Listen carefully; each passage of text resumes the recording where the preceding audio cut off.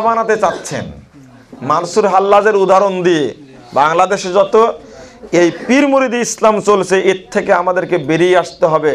আল্লাহ প্রদত্ত স্বচ্ছ ইসলাম মেনে চলতে হবে। আল্লাহ কবুল করুন, আমিন। মৌলানা সাইদির সাথে আপনার জেলখানায় আলোচনাটা একটু বলবেন কি? আহলে হাদিস নামকরণটা কি কি? অনেকে তো এটাকে একটা দল মনে করে। জি, এক মিনিট। আমার বাবা শাইখের লেখা বই জাল হাদিসের কবলে রাসূলুল্লাহ সাল্লাল্লাহু আলাইহি সাল্লামের সালাত, এই বইটা পড়ে আমার বাবা 58 বছর বয়স, প্রায় 58 বছর বয়সে এসে নিজের সালাত পদ্ধতি ঠিক করেছে। আলহামদুলিল্লাহ। জি, আমি বলছিলাম যে এইরকম ব্যক্তি বহু আছেন। আসলে আল্লামা সায়েদি সাহেব এখন বিপদগ্রস্ত, তার সম্পর্কে সব জায়গায় সব কথা বলা খুব মুশকিল। তবে আমাদেরকে একটু কৌশল অবলম্বন করে অনেক সময় চুপ থাকাটাও শরীয়ত। যেমন হাজ্জাজ বিন ইউসুফের সময়ের ঘটনা। তো যেটা এখানে আমি বলতে চাচ্ছি এতটুকু, সাইদি সাহেবের সাথে জেলখানায় দেখা হয়েছিল আলহামদুলিল্লাহ। তবে জেলখানায় যাওয়ার আগে তার সাথে একটা পরিচয় ঘটেছিল।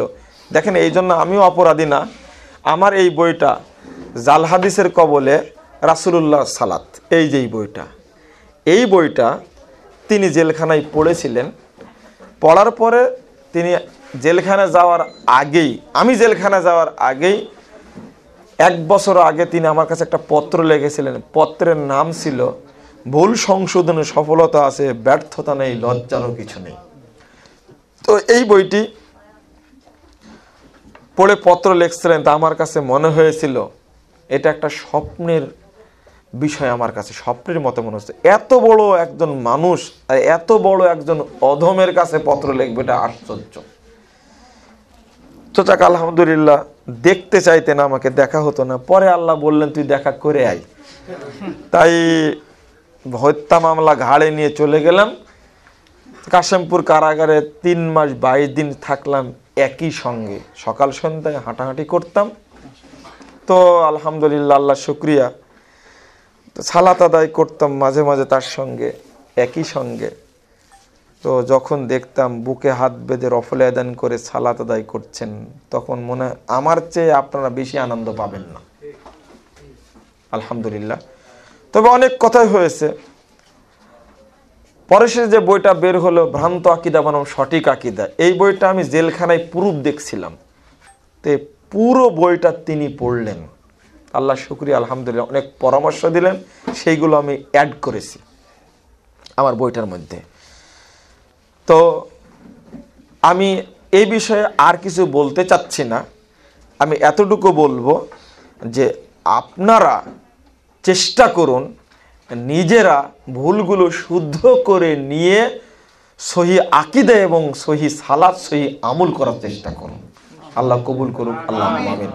তিনি মূলত চিঠি লিখেছেন জাতির উদ্দেশ্যে, তোমাদের মধ্যে যত ভুল আছে সংশোধন করে নাও, এখানেই সফলতা আছে, সংশোধন করা ব্যর্থতা নয়। কথা বুঝেছেন তো? এখন যদি বলেন যে মুজাফফর বিন মহসিন থেকে চেয়েও চিনেন না, এই কি সাইদি সাহেবের সাথে দেখা করতে পারে? সাইদি সাহেব অনেক বড় মানুষ, তা পাত্তাই পাবে না। প্রচার করছে না এখন। দেখেন, এটা হলো মিথ্যাচার, এটা হলো মিথ্যাচার, এটা তার ব্যর্থতা।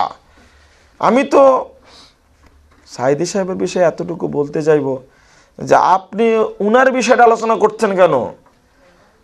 সহি বুখারীর হাদিসটা, রাসূলের কথাটা, রাসূলের হাদিসটা কি সাইদি সাহেবের চেয়ে মানে বেশি নিম্ন দরজার, না রাসূলের হাদিসটা সাইদি সাহেবের চেয়ে বেশি উচ্চ দরজার? তা আপনি হাদিস কোরআন দেখে আমল করুন, আমাকে বিতর্কিত করছেন কেন?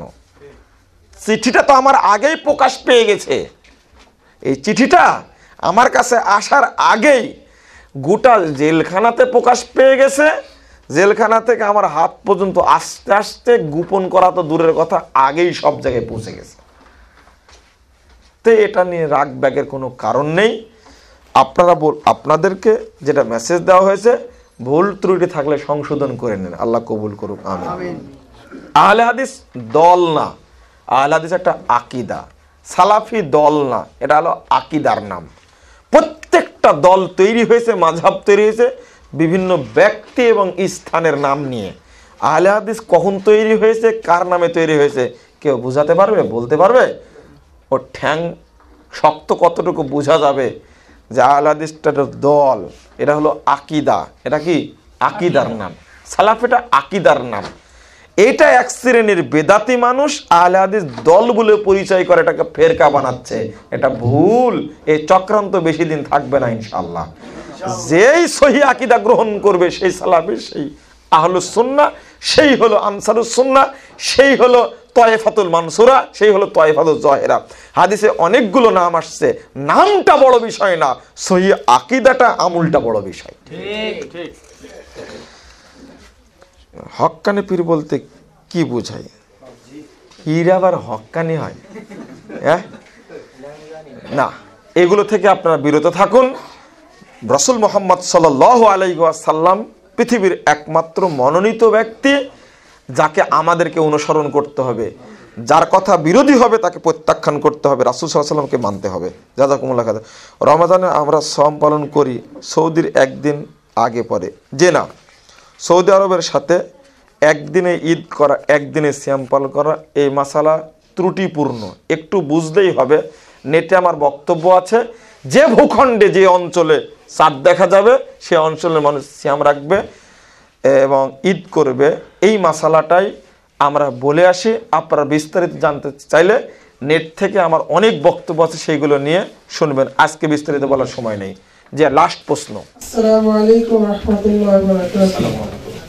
বিদআতি ইমামের পিছনে রাসূল সাল্লাল্লাহু আলাইহি সাল্লামের সালাত আদায় করা যাবে কি? আর যদি তার আশেপাশে 10-15 মিনিট হাইটা যাওয়া লাগে, এই ব্যবস্থা থাকে সহি সালাত পড়ার মতো, ওই অবস্থা তার কি করণীয়? জাযাকাল্লাহ খায়র। জি, বুঝতে পেরেছি। বিদআতি ইমামের পিছনে আপনার সালাত হবে, এটা হলো সাহাবীদের বুঝ, সাহাবীদের আকিদা। তবে মাজার পূজারি, কবর পূজারির পিছনে সালাত হবে না, এটার পার্থক্য। তবে সালাত হলেও আপনি পড়বেন কেমনে? আসর সালাতটা তো মাগরিবের, আসর সালাতটা পড়া হয় সূর্য ডুবার একটু আগে, ফজর পড়া হয় সূর্য ওঠার একটু আগে। রাসূল সাল্লাল্লাহু আলাইহি সাল্লাম বলছেন, যখন সালাতকে মেরে ফেলা হবে তখন তুমি তোমার সালাত পড়ে নাও। 1497 নম্বর হাদিস, সহিহ মুসলিমে আসছে। অতএব এই হাদিসের উপর আমল করতে গেলে আপনি তো তাদের সাথে সালাত পড়তে পারবেন না, আপনি বাড়িতেই সালাত আদায় করবেন। অন্য সালাত, মাগরিব এবং এশা সালাতটা পড়া যায়, জোহর সালাতটাও পড়া হয় অনেক পরে। নিয়মিত এভাবে সালাত পড়লে চলবে না, রাসূলের ওই হাদিসটা আমল করতে হবে। তবে বেদাতের পিছনে আপনার সালাত হবে। 1197 নম্বর হাদিস সহিহ মুসলিমে আসছে, যে সহিহ বুখারীতে আসছে, যদি ইমামের ভুল হয় মুক্তাদির সালাত সঠিক হবে, ইমামের পাপ হবে। অতএব আপনার সালাত হয়ে যাবে। এরপরে প্রশ্ন করেছে, যদি একটু হেঁটে যদি সহিহ আকীদার মসজিদ পাওয়া যায় তাহলে সেখানে গিয়ে সালাত আদায় করা উত্তম, কারণ ওখানে সময়ও ঠিক মতো, সালাতের পদ্ধতি ঠিক মতো। জাযাকাল্লাহ খায়র। জি, আর একটা প্রশ্ন। ওয়ালাইকুম আসসালাম। যদি আমাদের 5 ওয়াক্ত নামাজ যেটা বেদাতে ইমাম পিছনে আমরা পড়ি যদি না হয়, তাহলে জুমার নামাজ আমরা কোথায় পড়ব? জি, জুমার সালাতও আমি বলেছি আগে, বেদাতি ইমামের পিছনে সালাত হবে, বললাম না? এটা তো প্রশ্ন, আমি তো বলিনি হবে না, তাই কি বলেছি? সালাত হবে তাই বলেছি। জুমার সালাতও তার পিছনে হবে। জুমার সালাত যে সময় পড়া হয় বেশি দেরি করে নয়, পড়া যাবে জুমার সালাত। তবে মাজার পূজারি, কবর পূজারি ব্যক্তির পিছনে সালাত হবে না। সেই সাথে বলছে টুপিটাও চেঞ্জ করা লাগবে। জাযাকুমুল্লাহ খায়রান। এই ভালো আকীদা না। জি, শেষ, শেষ করে দেব। আমাদের দেশে প্রচলিত ওয়াজ মাহফিলে হুজুরদেরকে যে উপমা দেওয়া হয় তা কতটুকু ঠিক বুঝলাম না। খতিব, নায়েব ইত্যাদি জেনাটা চলবে না। বিভিন্ন ব্যাংকে, বিমা, আর্থিক প্রতিষ্ঠানে চাকরি করা, যে না। আচ্ছা, ব্যাংকে চাকরি করা কয়জন মানুষ বাংলাদেশে? আল্লাহ রুজি দেয় না অন্য জায়গাতে মানুষকে?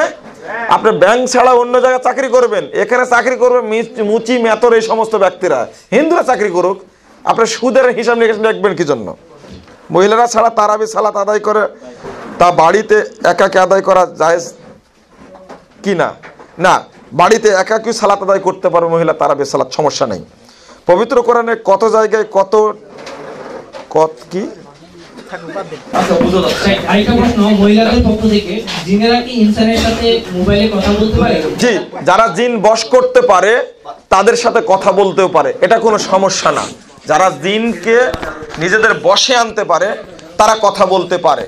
জিনেরা মানুষের সাথে ঘোরাফেরা করতে পারে, হাদিসে অনেক আছে। জি বলেন। আওলাদের রাসূল বলতে কি বাংলাদেশে কেউ না, আছে? এই আওলাদের রাসূল কথাটা নতুন কোনো ভিত্তি নাই, এটা নিজেরা তৈরি করেছে আওলাদের রাসূল।